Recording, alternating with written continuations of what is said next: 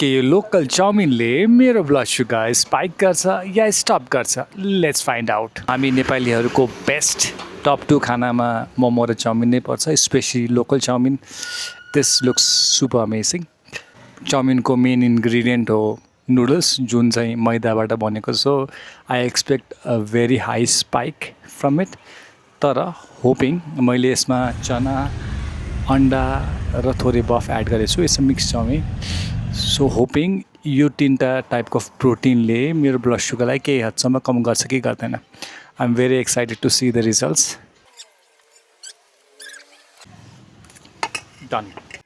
मेरो blood sugar half plate mix chowmein खाएर 51 mgले spike गर्यो।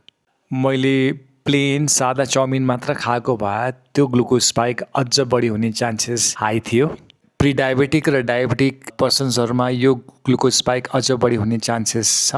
अब नेक्स्ट टाइम मैले चाउमिन खानु अगाडि केही मात्रामा सलादहरू पहिले खाएर चाउमिन खाइसकेपछि कम्तीमा 10-15 मिनट हिँड्ने कोसिस गर्छु, किनकि चाउमिन आफैमा एउटा भेरी हाई कार्ब फुड हो। हाम्रो ग्लुकोज स्पाइक घटाउनलाई हामीले प्री मिल फाइबर र पोस्ट मिल वक गर्न एकदम जरुरी छ। Please remember, individual results vary and follow for more.